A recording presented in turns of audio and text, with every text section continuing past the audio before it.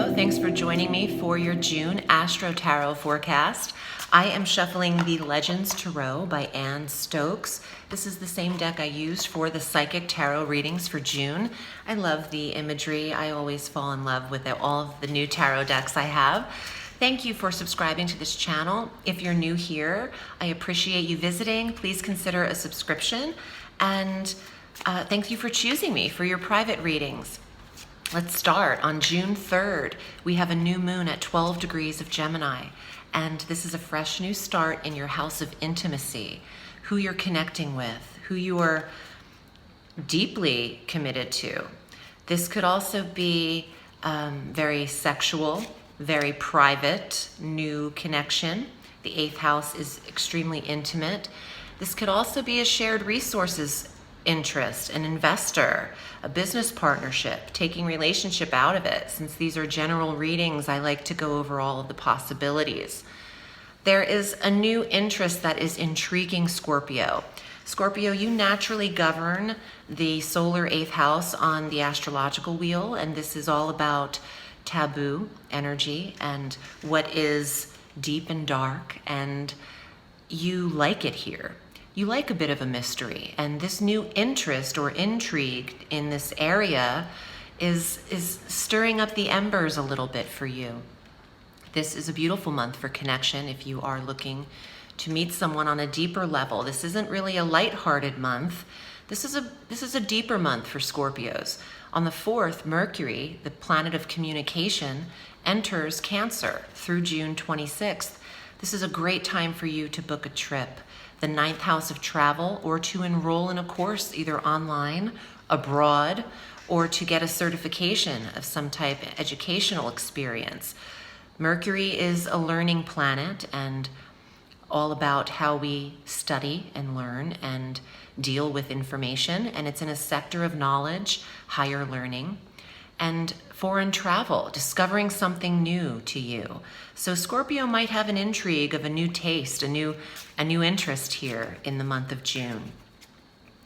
On the 8th, Venus, the planet of love and attraction and finance, enters Gemini, where we had that new moon. And Venus will be here through through July 3rd, the day after we have our first eclipse in July. And this is the love planet in that 8th house of intimacy and sex and deep connection. So I really feel like Scorpio is in the right place at the right time in June. If you are single, I do think you'll be linking up. If you're in a connection, this will deepen. You could commit to one another in a way that you have not. You could take your relationship to the next level in an intimate way. This is also great for people wanting business investors or to tend to their finances and budget and debts very easily, making new payments, or even going into a debt consolidating program. With the new moon in Venus here, you have positive energies reinforcing this. So it's not an uphill battle to get some of this handled. You could pay down debts in this month of June.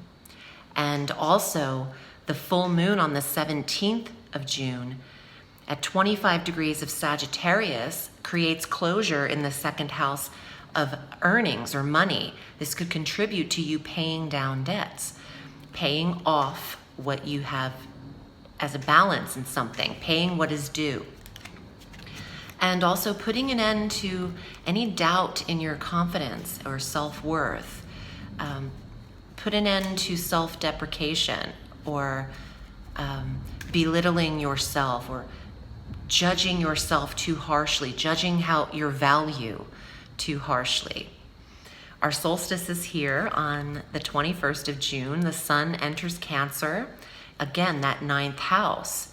This is the month to travel and learn and to have new experiences. It's not July. It's the time to do that in June.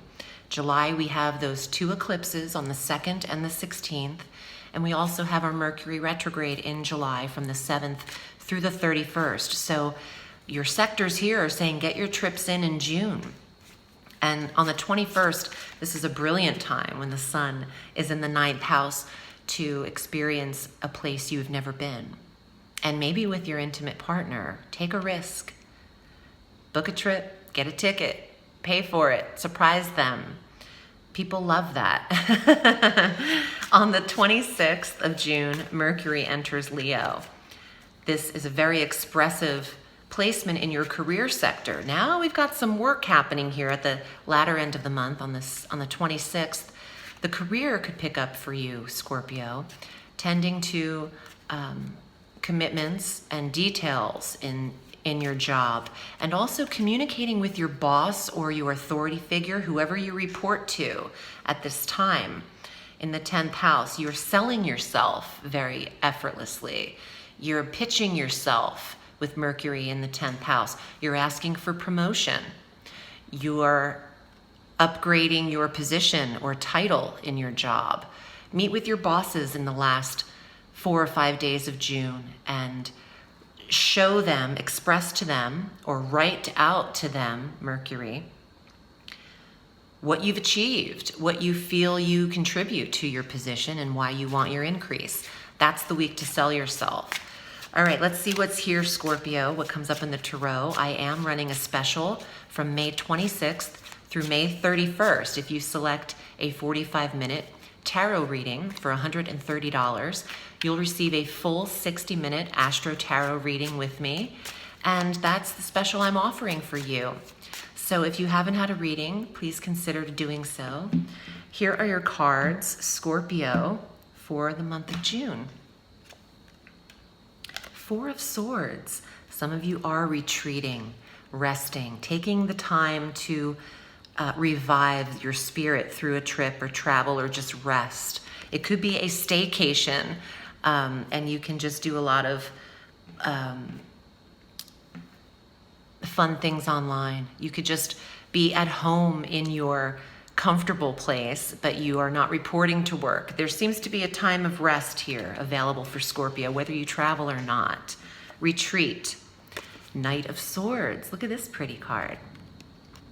This is all about the air signs, Gemini, Libra, Aquarius. This could also be a form of communication. The Knight of Swords brings in maybe a quick, speedy message, and it could be very blunt. It could be very sexual and catch you off guard. Some of you might be getting hit on. I'm sorry if you hear the planes.